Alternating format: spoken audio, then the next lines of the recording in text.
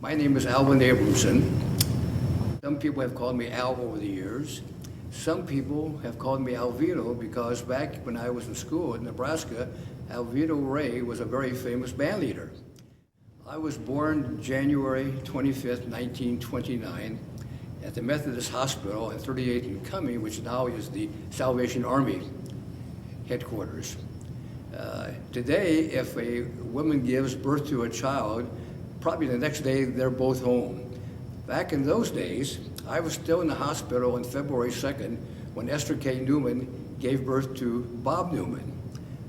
So Bob and I have always said that we have known each other longer than any other people except our parents. I was told at the hospital my father fainted either because he had a son or because of the bris. I don't recall too much of the early days, but I know I went to Saunders Grade School, which I think was on about 38th in Farnham, not 38th in California, a little bit south of there. And the only thing I remember, I cried a lot on the playground, and I knew my sister would always take me home because I was crying. We lived on about 43rd in California, on the south side of the street, and the house is still there. It looks exactly the same as it was then. I recall in the back was a hollyhocks. There was a attached garage, not attached garage, but a garage, a single standing garage, a alley. And the only thing I remember really is I remember when my sister Myra was born. I remember her coming home to 43rd in California. I remember in 1932, I was only about 3 years old. My dad and some of his friends were going to Chicago to the World's Fair, and the star of the World's Fair was Sally Rand and her fan. I also remember my dad had encephalitis or sleeping sickness during those days. And I recall Dr. Philip Scher coming there to help him. Now, both my parents were born in 1900. My mom was born in Omaha. Her maiden name was Green. My dad was born in Russia, and he crossed the Atlantic in 1909. As it so happens, both the Greens and the Abramson lived next door to each other, and it so happened that Isidore and Ann got married. About 2 or 3 years later, Mom was pregnant with Lorraine, my older sister, and lo and behold, my dad, who was a controller or an accountant for a firm, was let go because business was bad. Well, panic set in on both sides of the family. Izzy doesn't work, hasn't got a job, Annie is pregnant with Lorraine. What's going to happen? I got records that on 1926, my father formed the Abramson Auditing Company in the Brandeis Theater building. And about, I think about early 1933, 34, my folks moved to 5417 Nicholas Street in the Happy Hollow area. Telephone number wanted 6906. Now, those days, that was a pretty fancy area. In fact, if you went back today, with the exception of an empty lot, you could not discern almost any difference from that point until today. I might mention that I was midterm, so the school I went to was Harrison Grade School. And I think probably I got to Harrison Grade School maybe in the first grade. Harrison Grade School went up at a kindergarten 4 grades. And I walked every day, the street was paved until about 4 blocks from the school, and it was a gravel road. I walked sort of through cornfields. I remember little prairie dogs running around. And of course, Bob Newman was my buddy then too. At Nicholas Street, I lived next to a fellow named Jimmy Sutherland, whose father owned a Sutherland Tile Company. Across the street was Mrs. Sonnenberg, who was the grandmother of Raymond Sonnenberg. It was just a great neighborhood. The corner was the Swansons from the Swanson Food Company. And there was an empty lot on the corner where we all played. And we played baseball, softball, football. And of course, my folks had very little use for athletics. And when dinner time came, my mother would come out on the porch with a shrill and yell for me. And anybody who's still around always remembers the voice of my mother. One of the, Bob Newman played, John Sage, who's a doctor, played. There was a Rogers family, Doug and Bill, and his sister Marilyn, they called Baby. The best athlete to have the whole bunch was Baby Rogers, Marilyn. One December, I was playing in the empty lot with Alan Blotty. I was making a cave or something, and my mother gave me a shrill to come home immediately. Well, I came home, and lo and behold, the family, Myra, Lorraine, my folks were around the radio. That was December 7th. That's when Pearl Harbor Day. The next day, I was at Dundee Grade School at this point in time, and I remember a radio in our classroom. We heard Franklin Roosevelt ask Congress to declare war on Japan. Now, I used to walk to Dundee Grade School, or probably use a bike. But since it was some distance, I had lunch every day at my Aunt Jean and Uncle Leo at 5009 Chicago Street. Leo was a brother of my wife's dad. And they had a son, Floyd, and a son, Bob. So during my stay at Dundee Grade School, I ate lunch every day at my uncle and aunt's house. When I left Dundee Grade School in midterm, I went to Central High School in midterm. At Central High School, I graduated in three and a half years. I was the a cappella choir, ROTC. I joined Rono, which was a Jewish fraternity. Right across the street from the Central High School was the Jewish Community Center. We spent a lot of time at the JCC after school. And on weekends, we played a lot of basketball at the JCC. My folks were raised as Orthodox Jews, but they were part of the group that founded Bethel Synagogue. And throughout their whole life, they kept a very kosher home. They had separate dishes for meat, separate dishes for milk. They were not real religious, but during Passover they would change dishes. And my dad would come home every day at Passover to come home and have lunch with my mom. I remember at 5417 Nicholas Street, I would occasionally help my dad make wine in the basement. And it was pretty good. He even gave me a chance to taste a few drops of wine. But after high school, I was rushed by both Sigma Alpha Mu and ZBT, and I decided to join ZBT in the fall of 1946. Our pledge class was probably 22, 23 fellows. Some were 17 years old, some were 23-year-old. We had a lot of vets. So we did not face hazing, which maybe would be common during a fraternity house. I decided to help my dad. I became a waiter at the ZBT house. Buddy Makowski was waiting, Kelly Malashak, Dick Cohn. We were waiters at the ZBT fraternity house for a couple of years. I really enjoyed the Nebraska and the ZBT. I found how to drink liquor, how to drink beer. I was able to go into the bars because those days the license plate was done in ink. So at 12529 became 12527. Don't tell this to too many people. I mean, maybe they'll arrest me after all. But I was pretty active on the campus. I was selected to join an organization called Corn Cobs, which was a cheer organization. We sold flowers on the football weekends. I was a circulation manager of the Daily Nebraskan. And then I became the business manager of the Corn Shuck Humor magazine. And one of our writers was Johnny Carson.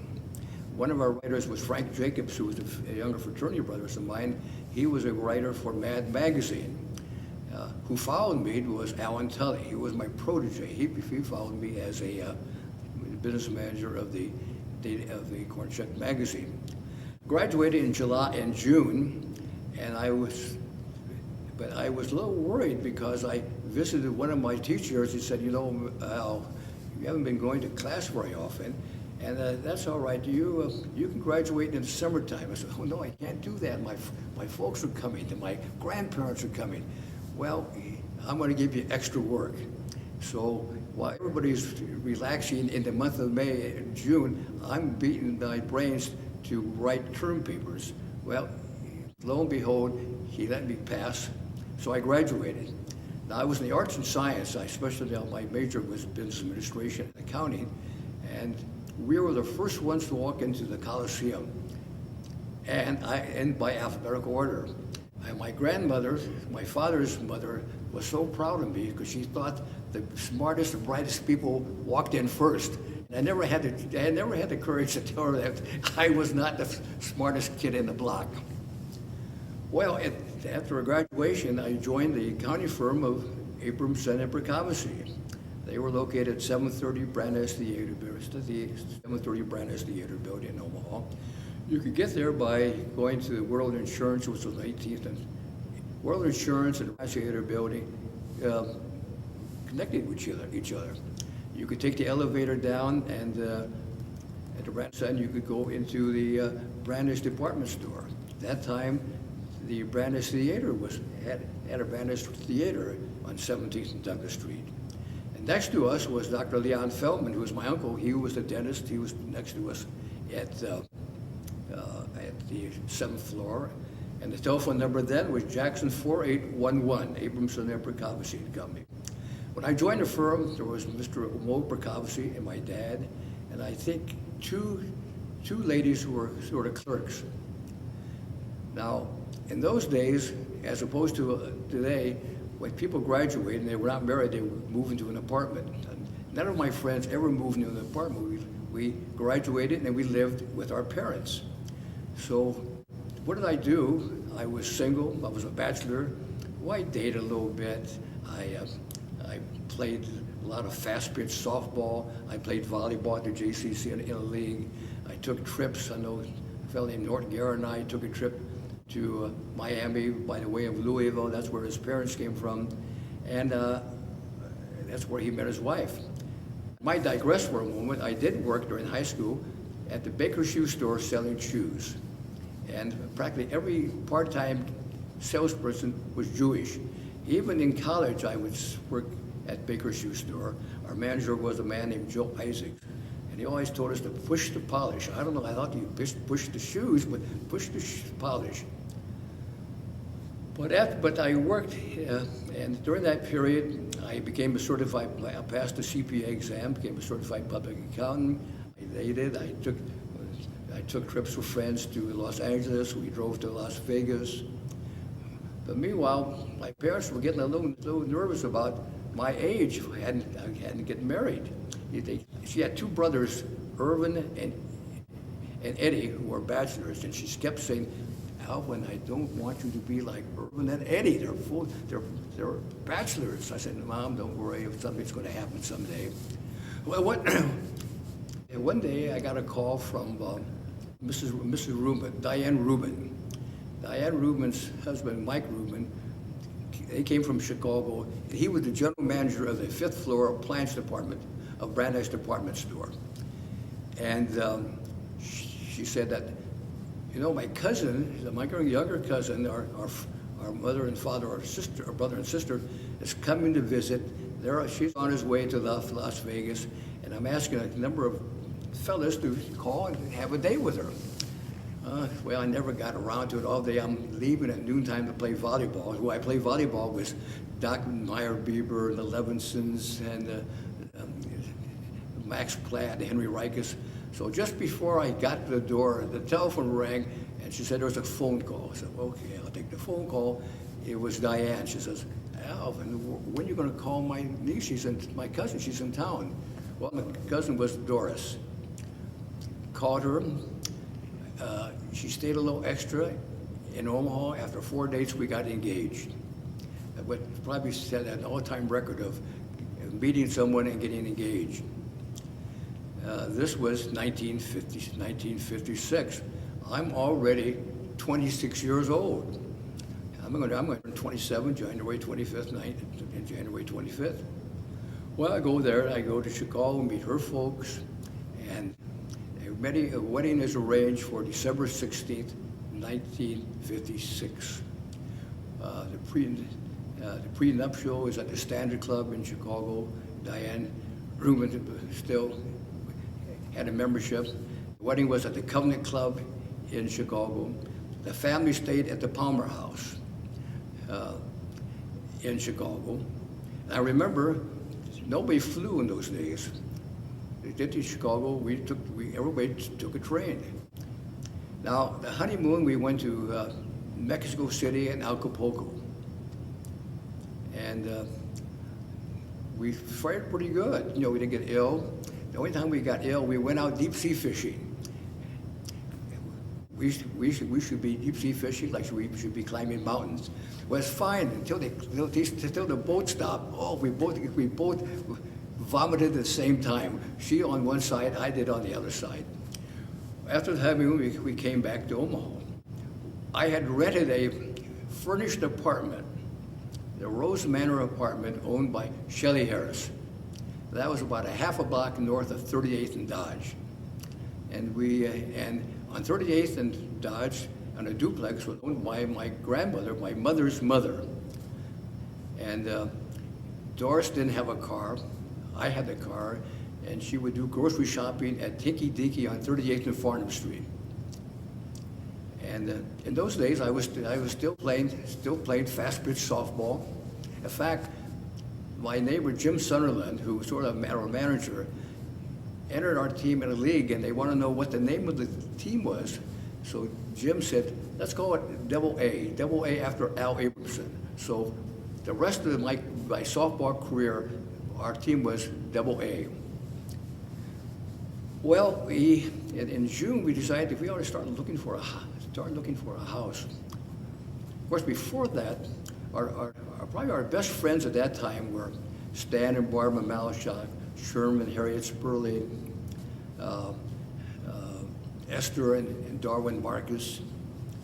And when we got back, we just found out that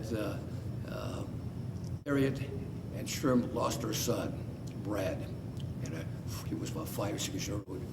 And I don't think Harriet ever recovered from that. I don't think any parent would ever recover. And then about May of 2007, Darwin Marcus died. He was married to Esther Zerminski. And Darwin was older, but he was a contemporary. But boy, my chest started to hurt. I thought I was having a heart attack.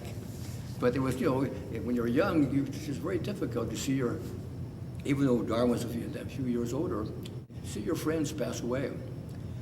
Well, we bought a house on 2318 South 88th Street from the Morans, who lived next door to us. The Morans' oldest daughter, who eventually babysat with us for a while, was Diane Moran, who became Diane Nelson, who was Ben Nelson's wife, second wife. So I go back a long way with Ben. So we're here out at 88th and Arbor, and the family comes out, takes a look at the house. So Eddie Green, one of my mother's brothers, came out. He said, he put his arm around me. He said, Al, 88th Street, no Jew going to move out this far west. So I have never forgotten that.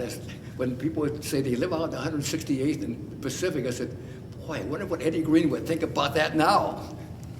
We bought that house, and at that house, our children were born. Mike was born on August 6th, and Barbara was born December 20th, a couple years later.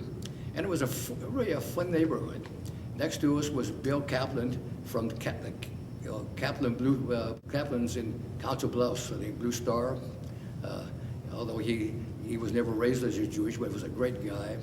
And we had great neighbors. Across the street was a gal named Helen Diamond, and her husband was Bernie. He worked for Rosa Novak.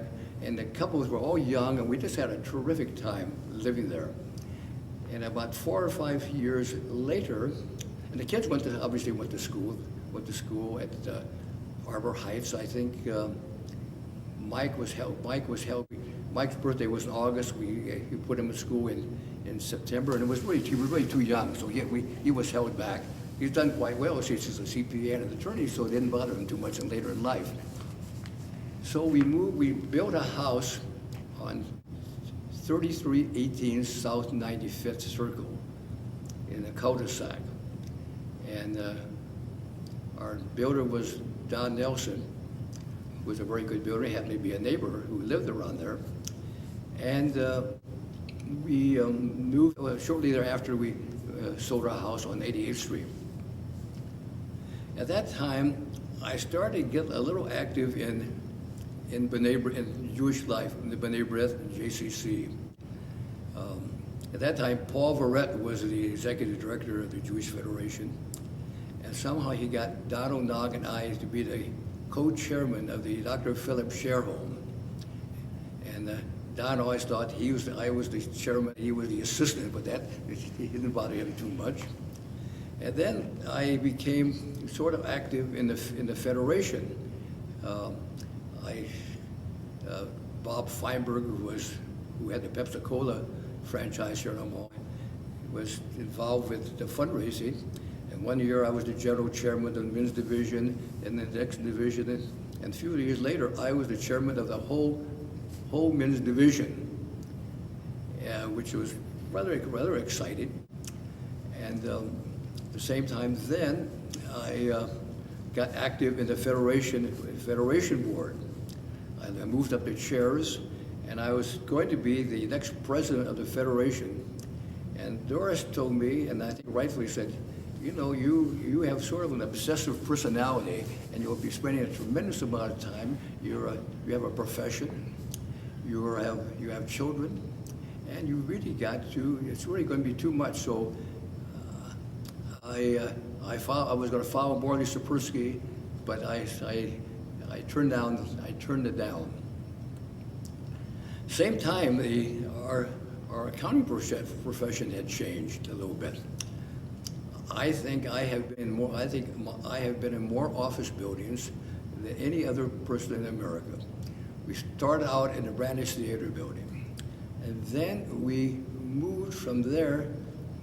Then they were starting to close down the Brandeis Theater building and convert it to parking.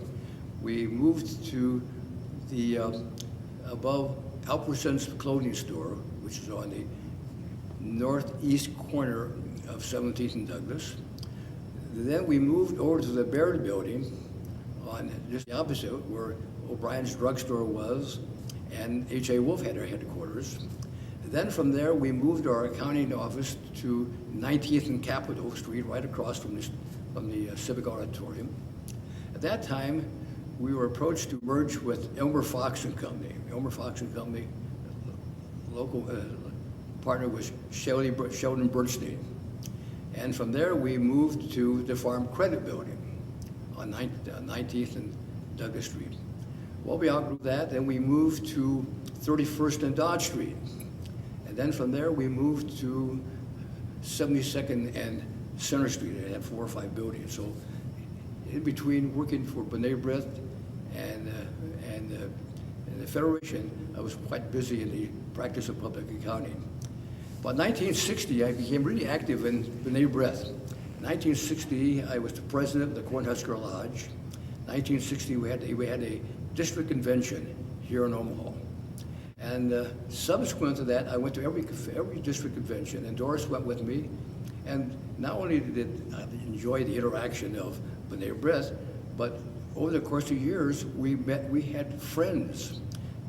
District 6 included the states of Michigan, Illinois, Wisconsin, Iowa, the Dakotas, Minnesota, and Nebraska. So one year, the convention would be in Chicago, and next year it would be in a non-Chicago town. And we would, like 30, 45 days before a convention, we would just simply look forward to going to the B'nai B'rith conventions. And again, I was asked to run for vice president of B'nai B'rith, which means I would move up the chairs and become the district president. And I would easily have won the election. Again, Doris brought some common sense and said, Al, you're a CPA, you're selling services, you got a family, you can't afford the time or the effort, because she knows of my obsessive personality. I would be traveling, making talks. And also the district included Manitoba, Canada, and Saskatchewan. So that ended my dreams of becoming the district president, although I sustained my interest in activities in B'nai B'rith. During this time also, I sort of got involved with politics a little bit. I used to, when Johnny Rosenblatt ran for office, I got involved with a guy named Eugene Mahoney. Eugene Mahoney was head of the Mortal Squad back in those days, but at the same time, he was very active in politics. I mean, he was from South Omaha. He was sort of a Pendergast of Omaha. I mean, he sort of ruled the roost many times in politics. And I got involved with Dick Feldman's congressional race. He ran twice against Hal Dowd, and unfortunately, he lost both. And the treasurer was out. His treasurer, who ran his campaign, was a guy named Ron Witham. Ron Witham is from Papillion, and Ron right now is with the University of Nebraska's chancellor's office. And a man named, we had a treasurer, and he was always worried about paying bills. And we always said, don't worry, we'll get the money, write the check, we'll have the money. But Dick just never quite got over the hurdle against Hal Dowd. One day, a guy named Don Zern calls me up. I don't know Don. I knew Don Zern. He was on the planning board or something. He said, Ed Zirinsky has called me. I know he worked on Ed's campaigns for mayor. Ed's thinking about running for the Senate. He'd like to have you work on his finance committee. So there's another activity I got involved. I became Ed's finance chairman. Well, he ran against John Y. McAllister. And the funny thing about John Y. McAllister, I go to an annual party at One Pacific Place, and there is John Y. McAllister, and I don't say anything. I talked about politics. John, who do you like for Republican? Well, I like former congressman. I like Newt Gingrich, but Hal Dowd likes Romney. But I don't tell him that, indirectly I knew you years ago because we ran against you. He's right in the same building, but as a matter of fact. Well, Ed, we start raising money, and Ed and Cece were a great couple. The people liked them both. They went out, stayed. I don't think a lot of people even knew he was Jewish. He changed parties because I think he was a Republican. The Republicans said, Ed, why don't you let John Y. run for the Senate and you run for the Congress? So Eddie would say, that's for the Goyim. The Goyim will run for the Congress. I want to run for the Senate. Well, I was a Republican. I changed my parties to a Democrat, which I'm still a registered Democrat. And we started to raise money. George Kubat's father was the treasurer, and Mahoney was involved. Jack Katz was involved in that race. Larry Myers got involved in that race. John Mitchell got involved. I think, and that's why I first met Ann Boyle, because she was the office manager. And they had an office on Center Street, right by the cemetery, right by the Bohemian Cemetery, I think. And now Eddie was lucky in the primary. He ran against a guy named Hess Dias. Hess Dias was the Democratic state chairman, had a big following, and probably if they went head and head, Hess might have won. But lo and behold, there was some black lady in Sarpy County decided to run, and she was liberal, and I think her injection of the campaign drew enough votes away from Hess Dias where Eddie squeezed by. So sometimes you have to be, the old story is better to be lucky than good. Well, now Eddie now becomes the Democratic senatorial candidate. And we're raising money. And of course, Gene Mahoney tells Ed, he said, Ed, never put any of your own money in the race. We said to ourselves, we're busting ourselves to raise money. He ought to be putting money in. Well, what we did, we had about 10, 12 guys sign a note for $20,000 at the bank. I don't think any of us could afford $20,000. So we raised $20,000, and one day during the high holidays, Eddie comes over and says, how's the funds coming? And I said, well, we could use a little money. Why don't you put some money in? He said, well, Pony said I should never put my own money in. I said to myself, gee, everybody's working their tails off, and Eddie doesn't want to put any money in. Eddie and Cece are just wowing to people. Their personalities, people like them, and they're charming, young, and they're friendly. They had a poll. The World Herald had a poll, and they had Eddie winning by 15 points. I said, oh my God, this guy's going to win this election. He's going to be the next senator. Well, he became the next senator. And of course, after 6 years, he ran against, I think, a retired general, General Keck. And unfortunately, with a couple of years in that term, Eddie passed away. I think he collapsed at a function, a press club function. And that was a very depressing thing that I and a couple were pallbearers, and about 10, 12 senators came into town to pay their respects. I might digress for a moment. When the second term he was sworn in, he asked Doris and I to come in to be his guest. And of course, who had a great influence on Ed was his sister, Esther. Esther was just a neat lady. And I think if she told Eddie to do something, Eddie would do it. Esther had much more influence than Eddie's wife, Cece.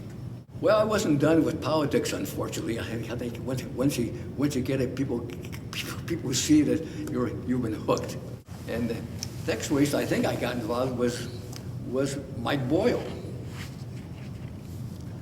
Well, Mike Boyle ran for mayor, and he was running against a grocer in South Omaha. I think he was in the city council.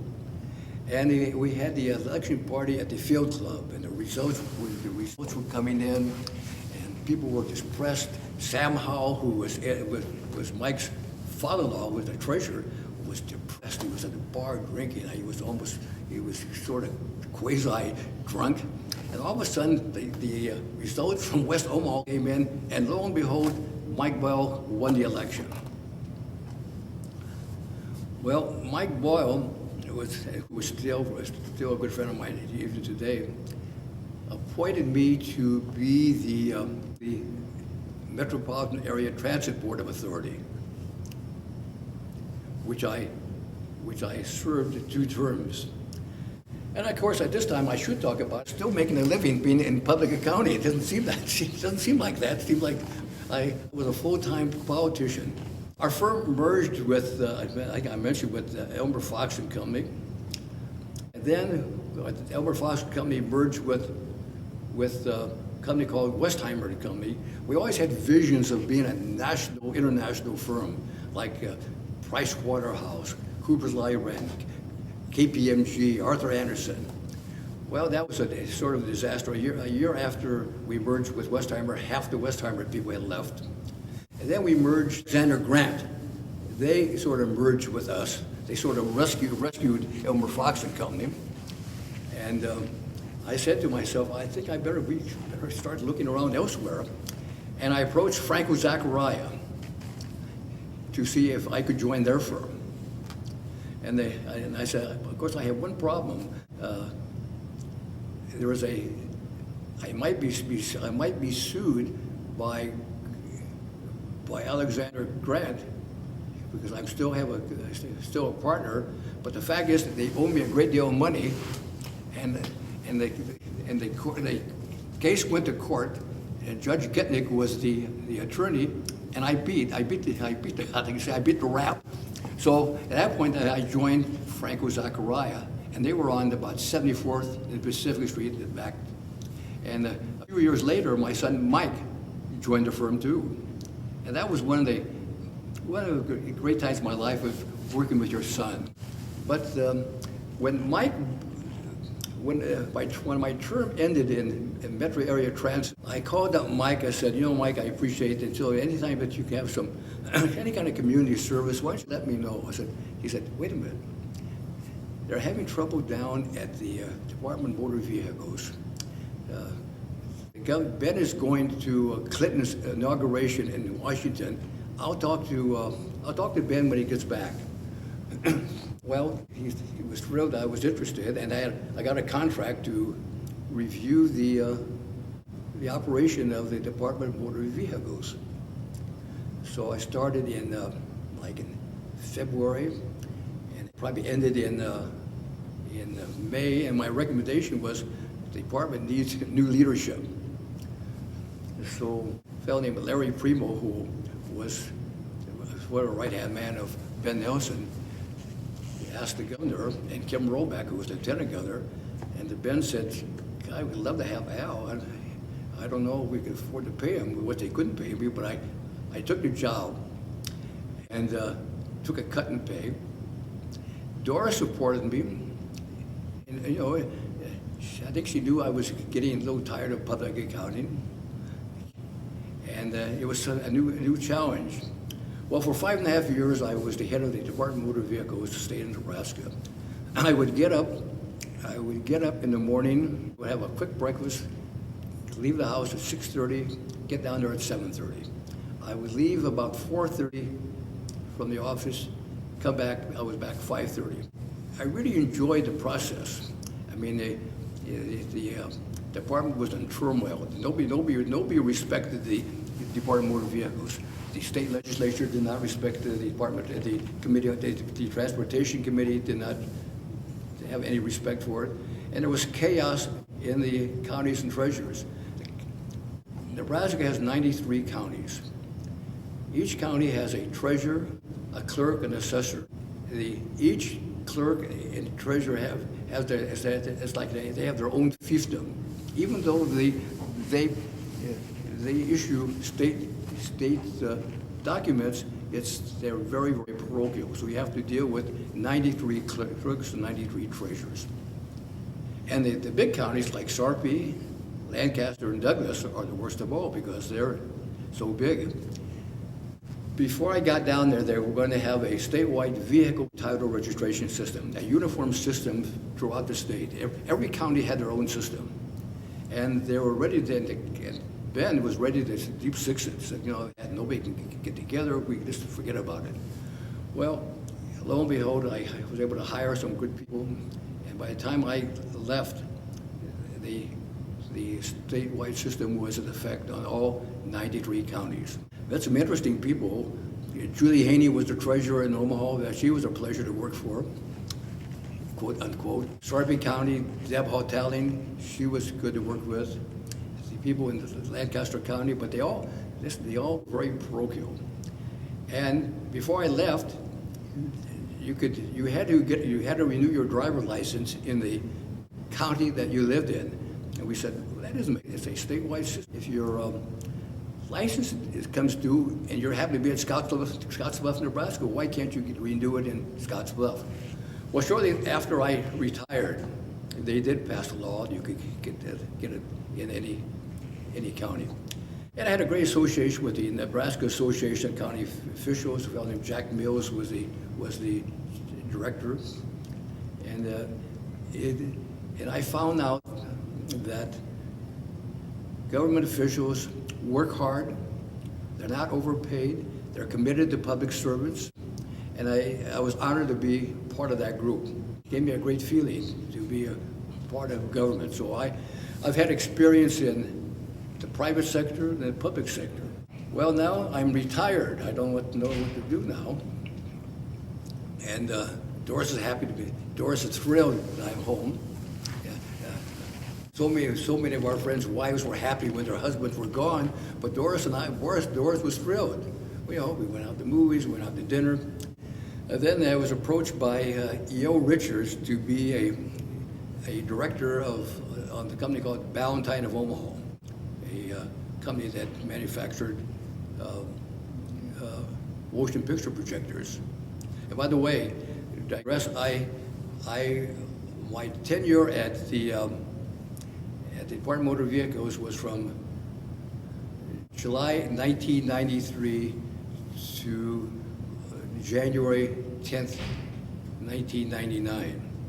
I was summarily fired from the department when Mike Johans became the governor and he put his own people in. But, you know, he could have, but didn't have to mention I was fired. He could have said I resigned.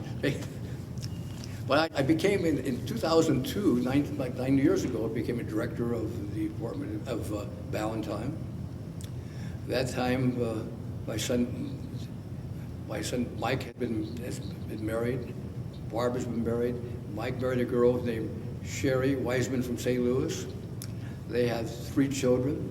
The 3 children now is Bradley. He is married, has a wife, Melissa. He works for Mecca. Erin, who, by the way, was born on my birthday, so we have something very much in common. She graduated from Ohio State University last December, and I attended her graduation. And she's in New York. She loves New York. Her major was nutrition, but she got a job in New York dealing with how to save energy. But one of her teachers in Ohio gave her the name of somebody who was in the field of nutrition, and she went there and she got the job. Luckily, she's doing something that she went to school for and she likes. She's sharing an apartment with 5 other girls. Some she knew, some they were told. I think the rent is $6,000 a month in New York. Not $6,000. You could rent an apartment here for 6 months. But you know, the first job she would have to take 2 trains. Both jobs are in New Jersey. She would have to take 2 trains, transfer to another train. When the new job is in Hoboken, all she just has to take 1 train. It's amazing that we in Omaha don't realize how it's easy to live in Omaha compared to the East Coast. Jamie, the youngest child, is a sophomore at Indiana University. She just left a few days ago for Indiana. They have rush on the 2nd semester. Barbara's daughter, Emily Giller, who thought when she went to Nebraska she was going to purgatory. You know, and she didn't know anybody. The person she was supposed to live in the dorm never showed up. And lo and behold, she was rushed by Tri-Dell sorority. I never knew what Tri-Dell sorority ever had a Jew. Probably not. She might have been the first Jewish kid in the Tri-Dell sorority. Well, she's a senior now, and she's the past president of the sorority house. And she works for the Daily Nebraska, and she worked for the Jewish Press this last couple of summers. Now, Emily is a youngest daughter of Stu and Barbara. She is she's going to graduate high school in May. So as I reflect back on my life, people said, well, did you have a good life? Well, every life is there's always bumps and valleys of life. Of course, probably the first part of my life was almost 2 years ago when Doris passed away, a day after my birthday. My birthday was January 20th. She passed away on January 26th, and on January 10th, Doris and I went to a Chinese restaurant at 132nd and Dodge. I don't recall the name, and it's a restaurant I don't go back to anymore. And the way back, I took some food home. We were getting close to Windows Civic Place, and she started to gurgle, and then I looked around, she'd passed out. I said, you ought to go home. I said, no, I'm going to drive immediately down to the nearest hospital, and that had to be Methodist Hospital. I don't think I hit a red light. I think I must have made it in 6-7 minutes. But, and I ran into emergency. I said, my wife has collapsed. I don't know if she's living or not. And they rushed out, took her in, and started, try to bring her around. Really called the kids. And I'll never forget, Mike and Barbara were there. And they're screams upset. And I saw Barbara. I never saw, and they were all in the ER room. I never saw such a sad-looking face on anybody than Barbara, because I think she knew her mother was dying. And I lived through 1,000. I'll never forget that look.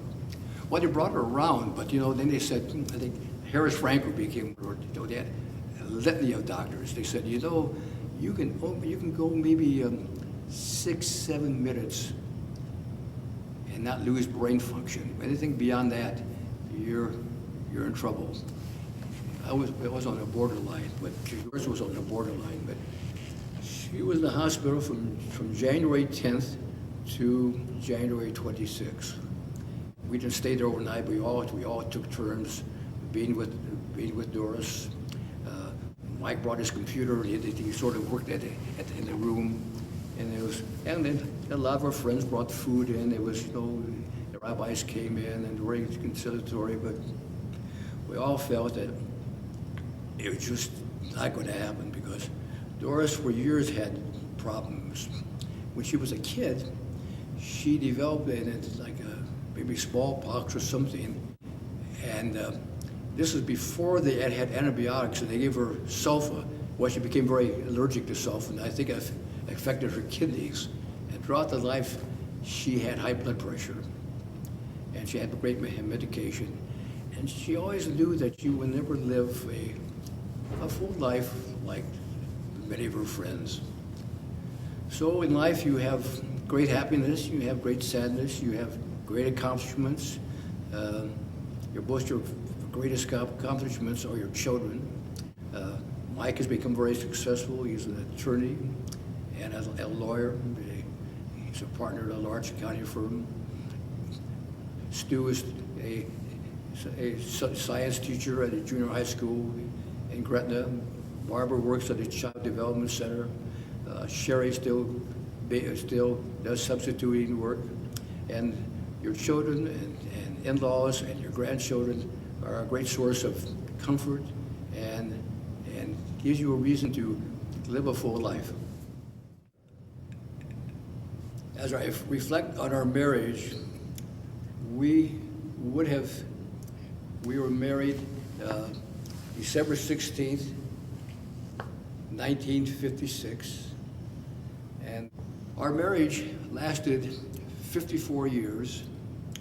It would be 56 years now. And every marriage has ups and downs, but I think we had a very happy marriage. We didn't need friends. We enjoyed being with each other. So many of our friends needed friends. They could never go out to dinner by themselves because God forbid you'd be seen by having dinner just with your spouse. We went to movies together. We read books together. We watched television together.